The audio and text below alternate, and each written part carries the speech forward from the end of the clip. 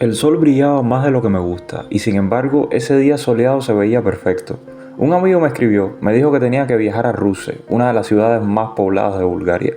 No dio muchos detalles, solo una invitación, y yo nunca digo que no a una aventura. Así que simplemente me dejé llevar. No sabía que allá me encontraría algo inesperado, algo que, a pesar de no ser lo que parecía, me hizo sentir como en casa.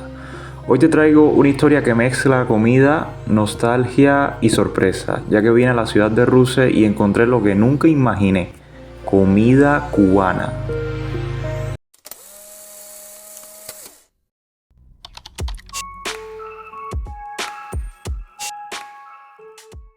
La primavera llegó y Ruse lo está dejando bien claro.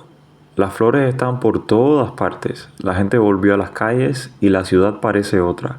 Es increíble cómo cambia el ambiente cuando el frío se va. Ruse es una de las ciudades más importantes del norte de Bulgaria, justo al lado del río Danubio y queda en la frontera con Rumanía. Algunos le dicen la pequeña Viena, y sí, no es solo marketing, tiene un estilo que recuerda mucho a otras ciudades europeas. Haré una pequeña pausa para explicar algo importante. Presta atención porque más adelante lo pienso retomar. Seguramente has visto la película de Disney de Alicia en el País de las Maravillas. En el libro original hay un personaje que quedó fuera de la versión animada, la falsa tortuga. Y lo curioso es que este personaje no era una tortuga cualquiera, sino una especie de referencia a una sopa que existía de verdad. La sopa de falsa tortuga es una imitación de la tradicional sopa de tortuga verde que era muy popular en la cocina europea, especialmente en Inglaterra y en Estados Unidos en los siglos XVIII y XIX. Como las tortugas eran difíciles de conseguir y su caza empezó a ser mal vista, surgió una versión más económica, la sopa de falsa tortuga.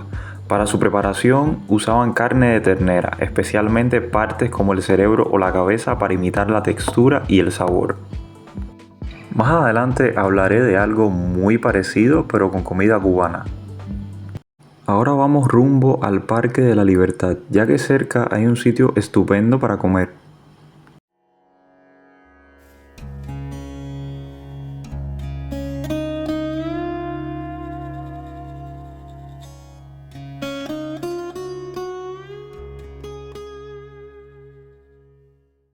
Ya tocaba hacer una pausa para comer y vine a un lugar bastante conocido en Bulgaria, un restaurante Happy.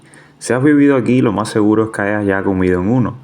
La carta es todo un viaje, desde variedades de sushi, hamburguesas, pastas, básicamente comida internacional pero al estilo búlgaro.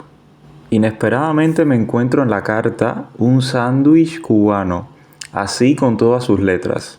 Obviamente algo no cuadraba. El pan, los ingredientes. Digamos que parecía más un sándwich europeo que cubano.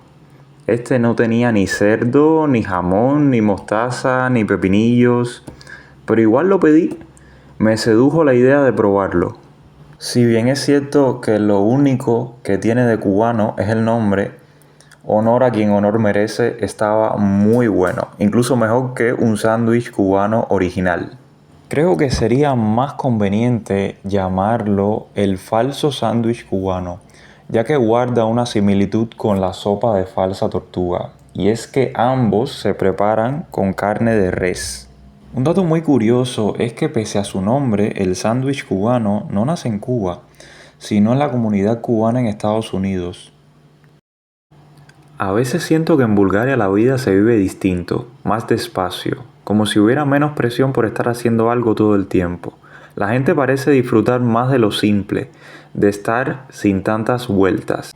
Y hay algo en esa calma que es contagioso, te hace bajar el ritmo sin darte cuenta, y la verdad es que se siente muy bien.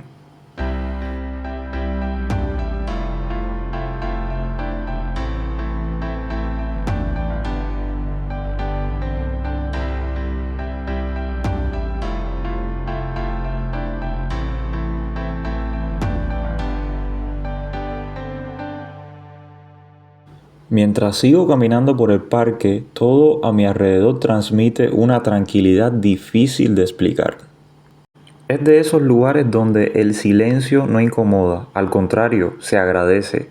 La gente está ahí simplemente disfrutando, sin apuros, sin ruido, y de alguna manera eso también te invita a bajar la guardia, a dejar de correr por un momento.